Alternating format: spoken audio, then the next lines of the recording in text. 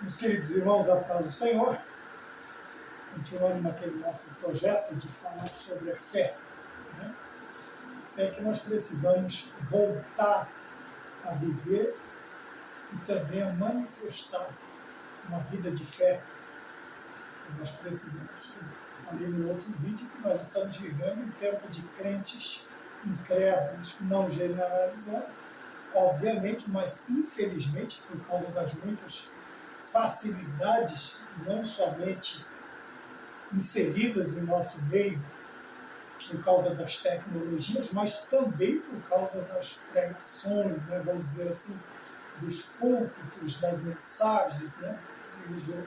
Vemos hoje uma maioria muito grande, né, de ismos que são lançados para o povo, de muitos púlpitos, de muitas denominações, de muitos pregadores, né? Sofismas, liberalismos, e nós precisamos tomar cuidado com isso na nossa vida de fé. E num vídeo eu falei sobre a verdadeira fé, no outro eu falei sobre o progresso da vida de fé, e neste nós queremos falar sobre a vida de fé, como que ela se manifesta, como ela é, como ela... Eu vou evitar porque não tenha muita, não fique muito parecido com os outros vídeos, com as outras aulas, trazermos doutrinas relevantes, porém diferentes das que nós já trouxemos nos vídeos anteriores. Então, se você puder nos acompanhar, você vai ver que uma complementando a outra, né? Uma corroborando com a outra. E na vida de fé nós vamos continuar na carta que Paulo escreveu aos Colossenses, nesta feita, no capítulo de número 3, são 25 versículos, nós não vamos ler todos eles, mas fica parecido com uma pregação expositiva, né, onde você usa todo o texto. Porém, nós vamos ficar aí nos versículos 1, 2, 3 e 4, praticamente, para falarmos sobre a vida de fé. A vida de fé. O que tem a vida de fé? Depois, o que precisa existir na vida de fé. E onde está esta vida? Onde deve estar essa vida de fé? E quando ela realmente será demonstrada para todos a vida de fé, que eu e você, milhões e milhões, milhares de milhares, procuraremos exercer na face da terra. Então, olhando para o Colossenses, o primeiro ponto, o tópico diz exortação à santidade e ao amor fraternal, porém, eu gostaria de iniciar este estudo, esta nossa conversa, no versículo de número 4. Vamos tomá-lo por base para o nosso entendimento sobre a vida de fé. Então o versículo 4 diz assim: quando Cristo, que é a vossa vida, se manifestar, então também vós vos manifestareis com Ele. Aqui está a primeira lição que nós temos sobre a vida de fé. O escritor coloca aqui. E nós vamos chamá-la que a vida de fé é uma vida cristocêntrica. Que é uma vida cristocêntrica? É a vida que gira, que funciona em torno de Cristo. Cristo é o seu eixo central. Tudo o que se faz, tudo o que se fala, tudo o que se produz, tudo o que se pronuncia tem que ter Cristo como centro, como o eixo central. Aí você pode me perguntar, Maurício, o que é então uma vida em que Cristo não é o centro? Vamos nos lembrar das rodas de um trem, ou de um vagão, ou de uma composição. A composição é o trem todo, né? Tanto sua máquina quanto o número de vagões, sejam 6 vagões, sejam 9 vagões, isto é uma composição. Lógico que as partes ou é a máquina e os outros são os vagões. Então vamos lembrar das rodas. desses vagões. Toda a força de tração está no primeiro vagão, quer dizer, na máquina, no que puxa, no que traciona os demais, a composição toda. E, obviamente, que a força dela não seria suficiente ou não conseguiria se nas rodas dos trens, dos vagões, elas não tivessem uma particularidade nos seus eixos de movimento. Por quê?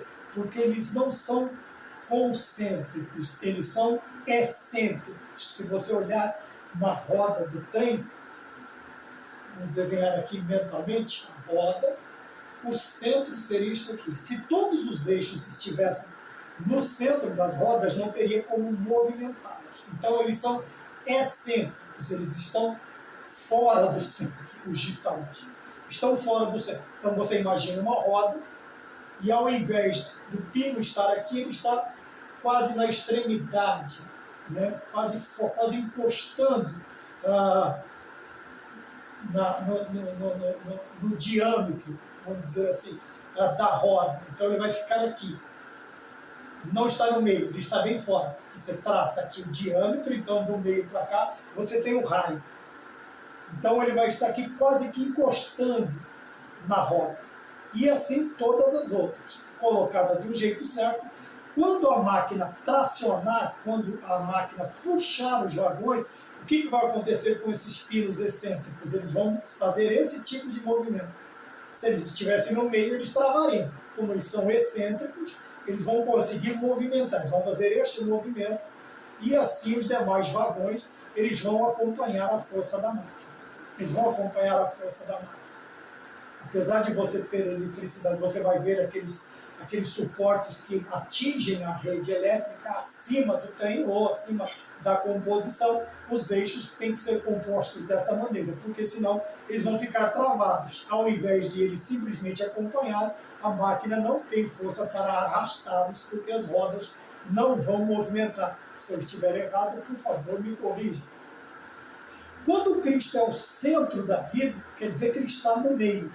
Aqui já é um outro tipo de força. Tudo tem que partir. Tá? É uma força centrífuga. Ela vai de Cristo para fora da minha vida. Tudo tem que girar em torno dele. Tudo tem que ser movimentado. Então a vida de fé é uma vida que começa sendo demonstrada uma vida cristocêntrica. Jesus é o centro da minha vida. Jesus está no centro da minha vida. Tudo que acontece na minha vida parte de Cristo. Não é centrípeta, é centrífuga. Então, vejam bem, Jesus Cristo, a vida de fé, primeiramente tem que ser uma vida cristocêntrica. O versículo 4 diz, quando Cristo que é a vossa vida. Então, Jesus Cristo é a nossa vida. Como nós poderíamos expressar, como expressou Paulo, se não me engano, no capítulo 2 da carta que ele escreve aos Gálatas, o versículo 20, ele diz, ora, estou crucificado com Cristo, mas vivo, não mais eu, mas Cristo vive em mim. Está aqui uma vida que Cristo é o centro, é uma vida cristocêntrica. Apesar de estar crucificado, obviamente, figuradamente, ele está crucificado em todos os seus desejos. Qualquer dia eu vou falar sobre 4 realidades na vida de um crucificado. Então veja bem, ele fala que está crucificado, mas não morreu, mas vive. Não mais eu, quer dizer, ele não morreu, mas morreu. Ele morreu para si mesmo. Mas como Cristo é o centro da sua vida, ou Cristo é a sua vida, agora ele vive a vida de Cristo. Esta é uma vida cristocêntrica. Então a vida de fé começa com o quê? Cristo sendo a nossa vida. E ele diz, eu estou crucificado com Cristo, mas vivo, não mais eu, mas Cristo vive em mim. E a vida que agora eu vivo, vivo-a na fé do Filho de Deus. Então vamos lá. A vida verdadeira de fé, primeiro, é uma vida cristocêntrica. Não pode ser uma vida... Cristo não pode ser excêntrico, não pode estar fora do centro, como na roda do trem. Então eu só usei aquela questão do trem para explicar o que é concêntrico e o que é excêntrico.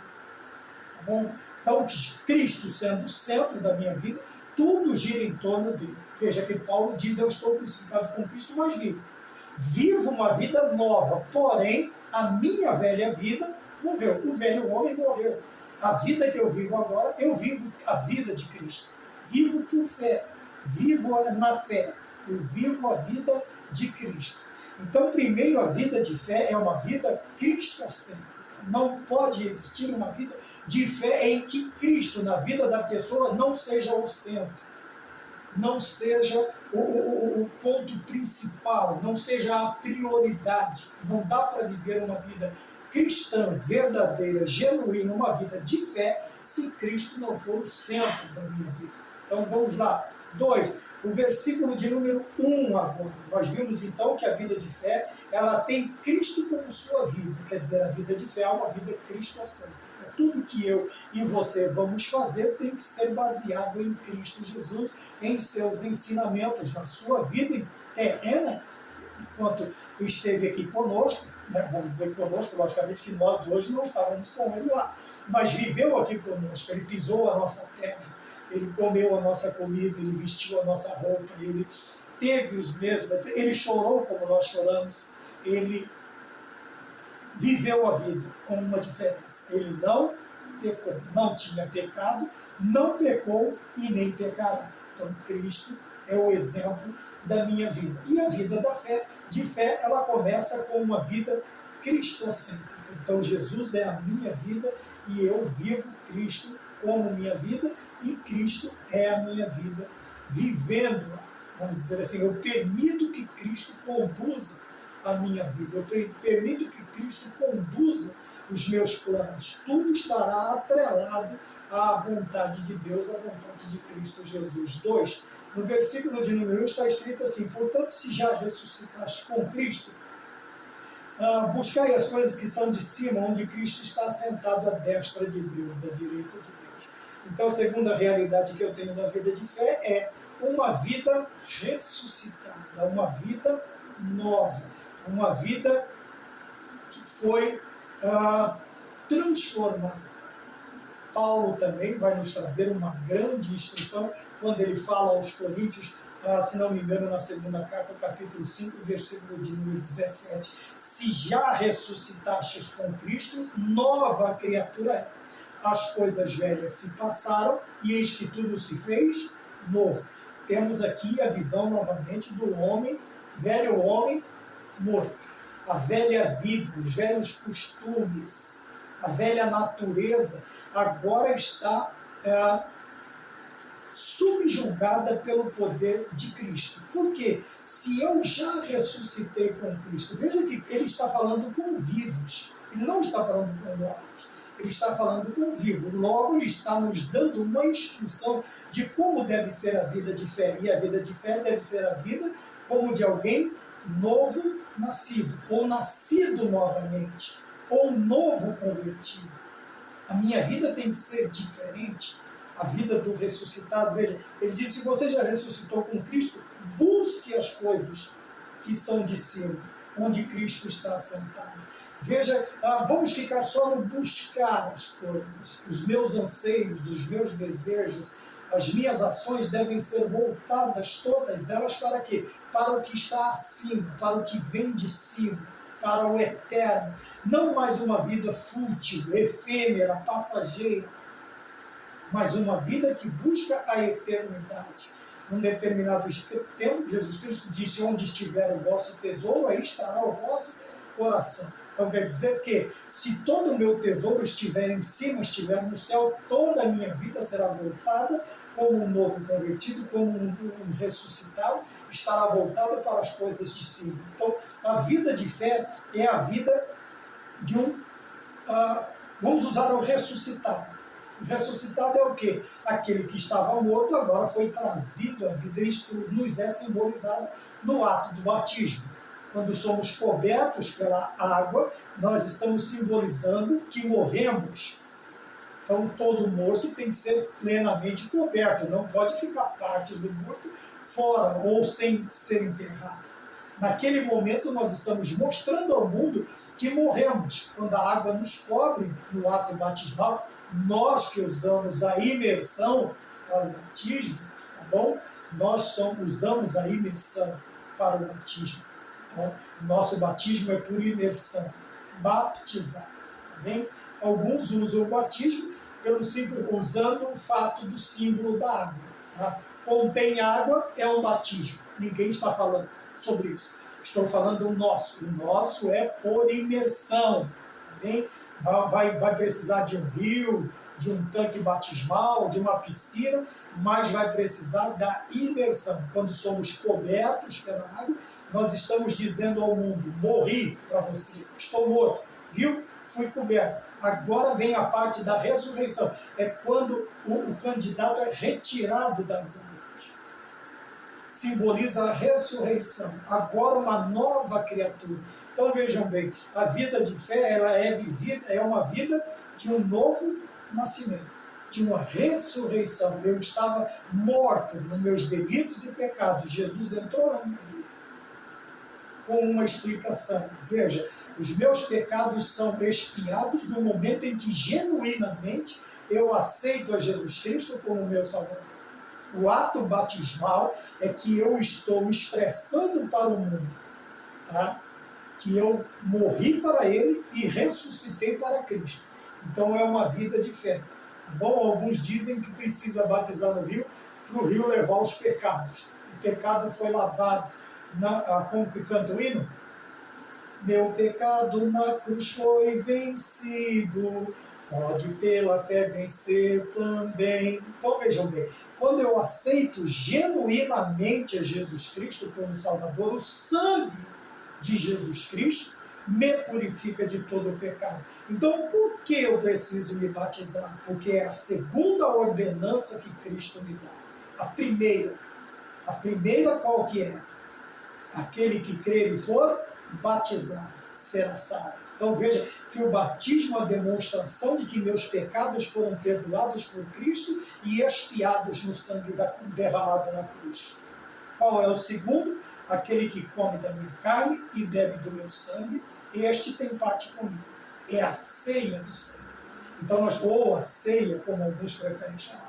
Então nós precisamos ter em mente isso. Veja, o seu pecado, se você levar 5 anos para ser batizado, você não está carregando, porque o seu pecado foi perdoado, lavado pelo sangue, mas você precisa ser batizado.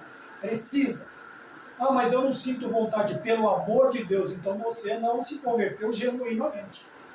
Você não se converteu, você não entregou a sua vida, não é a vida de uma nova criatura. Veja que quando eu disse que o novo convertido, genuinamente convertido, ele automaticamente vai buscar tudo o que o Senhor exige de nós, ou pede para nós. Alguns têm dificuldades para ouvir certas palavras. Então vamos lá, que Deus exige, que Deus pede, que Deus ordena, que está na Bíblia. Quem genuinamente é convertido, ele automaticamente, o seu progresso, que é o vídeo anterior, o progresso da vida de fé é buscar a vontade de Deus, a fazer as vontades de Deus. Então veja, a vida ressuscitada. Então o meu pecado, ele é lavado pelo sangue de Jesus Cristo, mas existem ordenanças que eu preciso obedecer.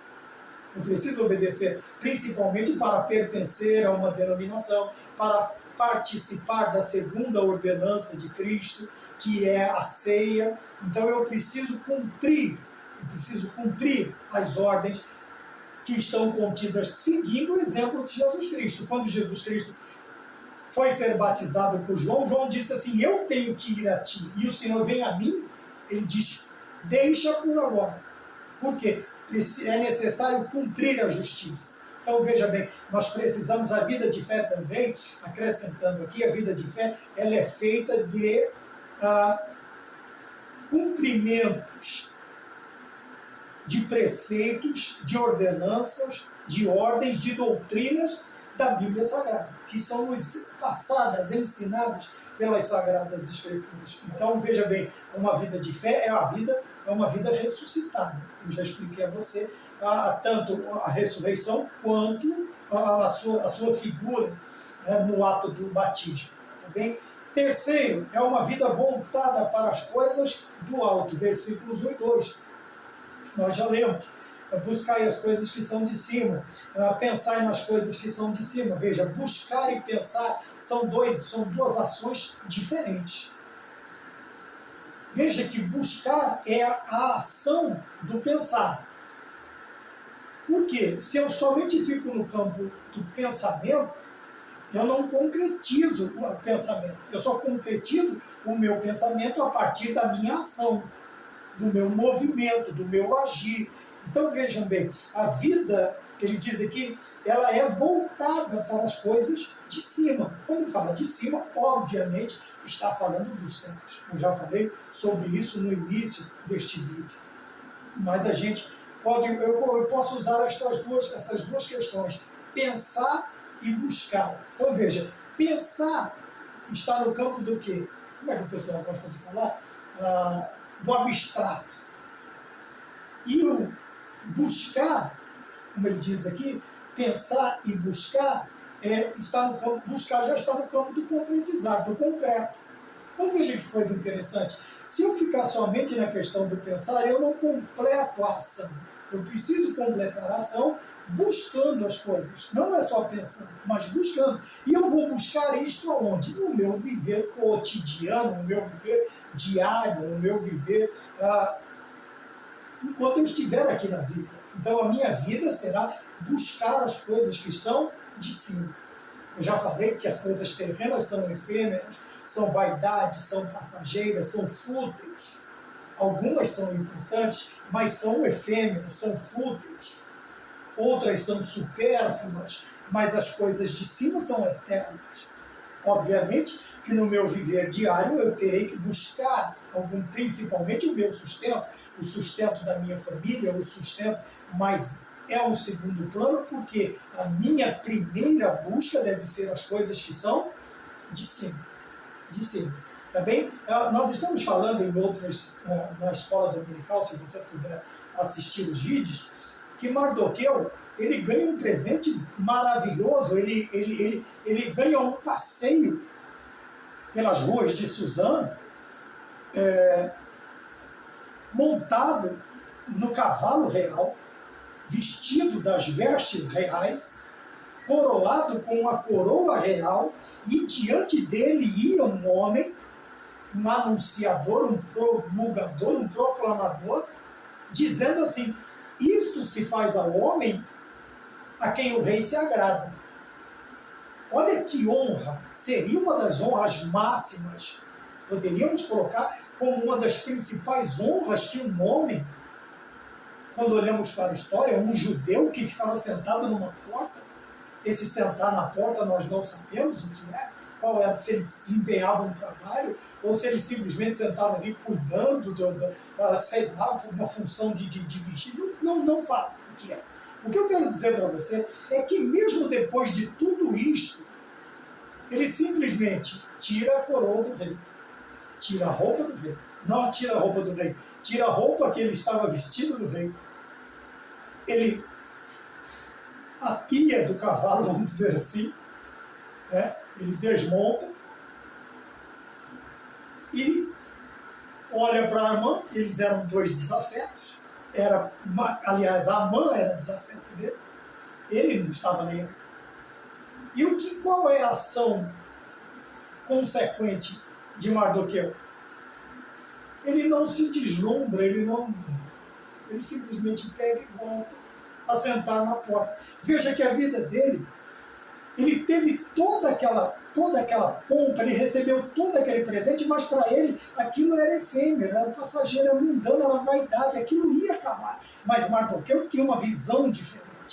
Ele esperava as coisas de cima, do alto, junto com sua prima, a rainha Esther. Ele está olhando para cima, ele queria a proteção não só dele, mas o livramento não só dele, mas de todos os judeus que estavam. Então veja bem, ele estava olhando para cima, para as coisas do alto. Veja, por mais que nós conquistemos aqui, são passageiros, são efêmeros. As glórias do mundo, elas são efêmeras, são passageiras, são vaidades. Mas o de cima é eterno, é imortal, é incorruptível. Tudo que buscamos do alto será para a eternidade nas nossas vidas, na vida futura. Vamos mais adiante. Eu falei sobre uma vida voltada para as coisas. A vida de fé é também, no versículo 3, porque já estáis mortos e a vossa vida está escondida em Deus. O quarto ponto deste estudo está no versículo 3, então ele fala que a nossa vida de fé é uma vida que está guardada. Ela não está escondida ou ocultada. Veja, ele fala que vocês e a vossa vida está escondida, mas se guardada. Tá? Não vamos interpretar o escondido, escondi a tua palavra no meu coração. Dá a impressão de que eu coloquei num canto qualquer ali, bem escondido, e depois nem eu vou lembrar. Não é isso. Veja, eu guardei a palavra no coração e eu vou fazer uso dela. Mas ela está aqui, guardada, escondida. Então nós estamos guardados em Deus. A vida de fé é uma vida oculta, apesar de ser uma vida com Cristo, e a vida com Cristo é uma vida explícita. Quanto aos perigos relacionados a esta vida, que o mundo pode nos ocasionar, nós não precisamos nos preocupar, porque estamos escondidos em Deus. É uma vida, a vida de fé, ela está escondida em Deus, está guardada em Deus. Porém, é uma vida para todos verem. Precisamos aprender isso, que a nossa vida de fé, ela tem que ser uma vida explícita, exposta. Se você olhar os outros vídeos com este mesmo assunto, você vai ver como deve ser a verdadeira fé. Então vejam bem, é uma vida com Cristo, quer dizer, explícita, mas escondida em Deus. Por quê? Porque é óbvio que esta vida vai acarretar situações constrangedoras, difíceis, perseguições contra o cristão. Porém, nós não precisamos temer, porque nós estamos ocultos, escondidos em Deus. Quando nos lembramos do Salmo 91, quando nos lembramos que nós precisamos 2:10 de Apocalipse, se eu não me engano, se eu for fiel até que me seja necessário morrer. Quer dizer, ainda que eu tenha que ser um mártir, ou ser martirizado pela palavra, eu devo ser fiel. Por quê? Ao fechar os meus olhos, ao findar o labor desta vida, quando a morte ao seu lado chegar, que destino terá sua alma, qual será no futuro o seu lar? Meu amigo, hoje tu tens a escolha, vida ou morte, qual vais aceitar? Amanhã pode ser muito tarde. Hoje Cristo te quer libertar. Aqui está a nossa confiança, a nossa vida está escondida, oculta, guardada em Deus. Eu citei um hino que eu gosto muito. Às vezes tem pessoas que falam que é hino de velório. Ora, se é um hino de velório, então eu estou certo, porque nós estamos aqui, ele diz assim, no versículo de número, eu estou no versículo de número 3, no versículo 3, porque estáis mortos. Lá. Então eu estou cantando o hino certo. Eu sempre indo para velório, eu já estou morto em Cristo Jesus, logo eu estou cantando o hino certo, um hino de velório. Nós estamos vivendo um período, somos peregrinos nesta terra. E ele diz aqui, já estáis mortos e a vossa vida escondida em Cristo com Deus. Olha que coisa interessante. Então, uma vida oculta em Deus. É uma vida com Cristo, e toda vida com Cristo é uma vida explícita. Eu dou o testemunho desta vida, você precisa dar o testemunho como cristão, porém, o que pode vir contra nós não nos ocasiona um medo que obviamente o medo faz parte da vida, mas ele não pode ser ao ponto de me deter de fazer as coisas, de parar de fazer as coisas, mas veja bem, é uma vida que está oculta em Deus, então eu não preciso temer, ainda que, como dizia o hino antigo, para te servir, Jesus, eu tenha que... Esqueci. Acho que é morrer. Ainda que eu tenha que morrer, mas essa situação não causa medo. Por quê? Porque a minha vida está guardada em Deus. É chorar. Minha esposa está falando, né, meu? Eu tenho que chorar. Tá bom. Então eu vou um pouquinho mais além. Vai. Me ajuda aqui. Então veja bem, eu não sou muito bom em música, desculpa. Tirando os hinos da harpa, eu sou meio leigo nas outras partes. Mas veja bem, ainda que para te servir eu tenho que chorar. Então vamos usar o chorar. Porém, essas lágrimas não serão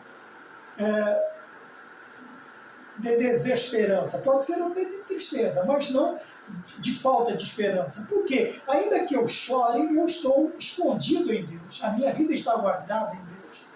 Então, a vida de fé é uma vida explícita em Cristo. Todos têm que viver como um cristão, têm que me reconhecer, que os homens nos considerem, o apóstolo Paulo diz, porém, na questão da eternidade, ela está guardada em Deus. Quer dizer que, ainda que eu sofra algum tipo de atrocidade, de adversidade por causa da palavra de Cristo, de Deus, eu estou tranquilo, porque a minha vida está oculta em Deus. E para encerrarmos, nós temos aqui que no versículo 4, nós vemos aqui que, vamos fazer uma reprise, olha.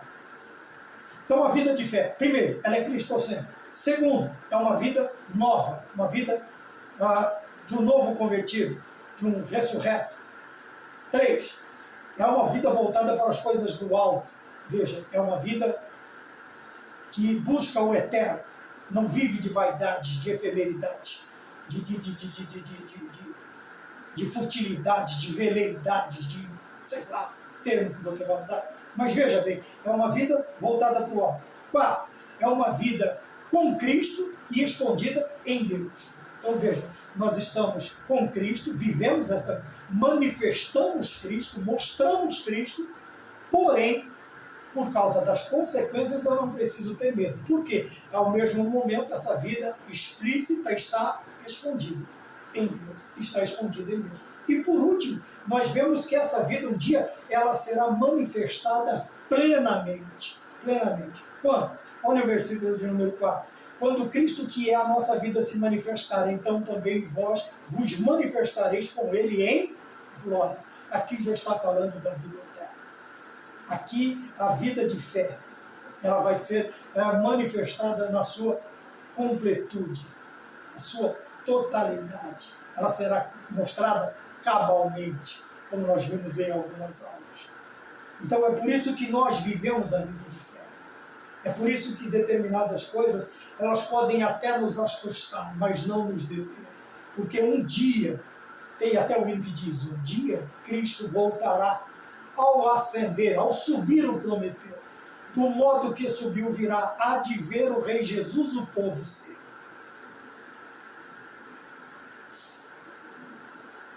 Então essa vida de fé, meus queridos irmãos, meus amigos em Cristo Jesus, essa vida de fé ela vai ser manifesta um dia. Quando? Quando Cristo, que é a nossa vida, se manifestar. Então vós vos manifestareis com Ele em glória. Veja, a partir do momento em que as trombetas soarem, olha a vida de fé se manifestando, os mortos ressuscitados e os vivos arrebatados.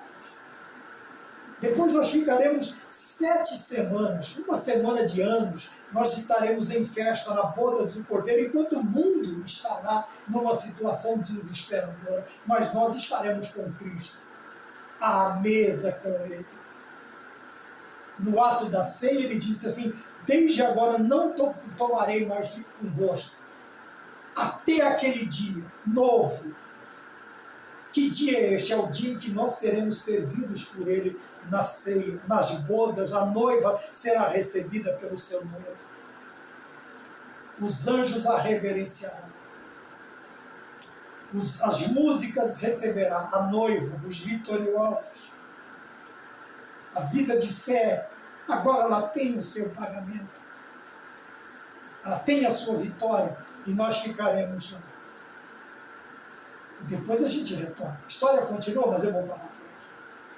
Veja bem, a vida de fé ela vai ser manifesta quando Cristo, que é a nossa vida. Veja, lá no início eu falei que a nossa vida é uma vida cristocêntrica. Então, a vida que eu vivo não vive mais eu, mas Cristo vive em mim. Paulo fala isso. Então agora veja, ele repete, ele volta à ideia de que Cristo é a minha vida. E que a minha vida verdadeira, veja que por hora nós estamos vivendo uma vida.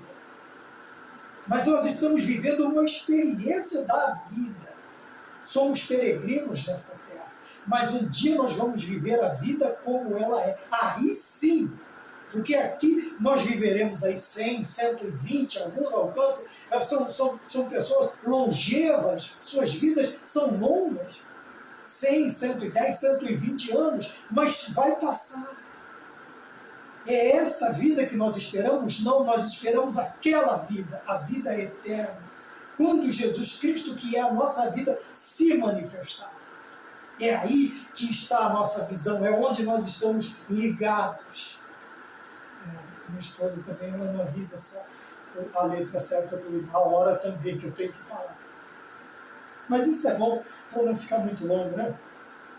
Mas veja que coisa interessante. A nossa vida só é manifesta, só será manifesta a verdadeira vida.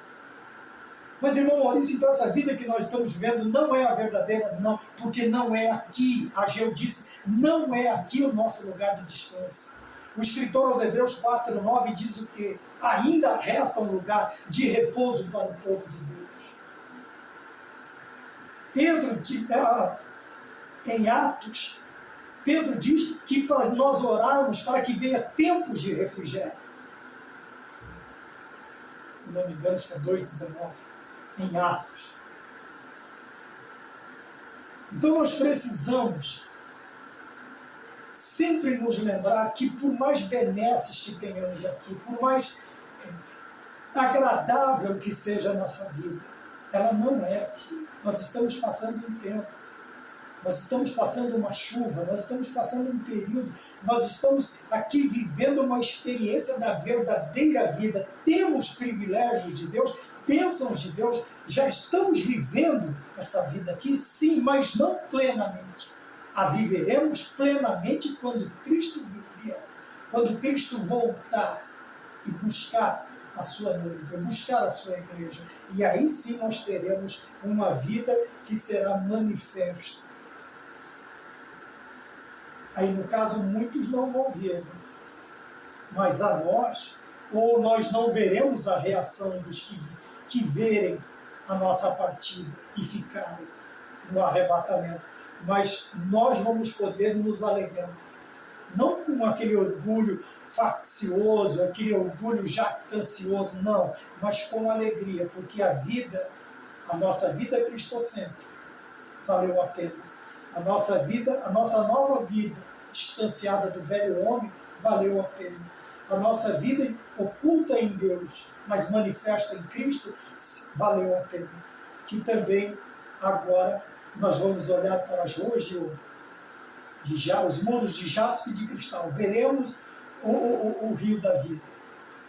Mas acima de tudo, nós o veremos como ele é. Veremos ele assentado no seu trono de glória. E ele vai dizer, e nós teremos a certeza que de lá nós nunca mais sairemos. Então valeu a pena a vida de fé. Ainda que sejamos privados de muita coisa aqui na terra, porque um dia fizemos a opção por Cristo Jesus e vivemos uma vida de fé. Mas eu quero te dizer uma coisa, vai valer a pena. Lembrei de outra música agora. Vai valer a pena. Vai valer a pena. Viva uma vida de fé genuína, porque vai valer a pena. Amém? Que Deus abençoe em Cristo Jesus.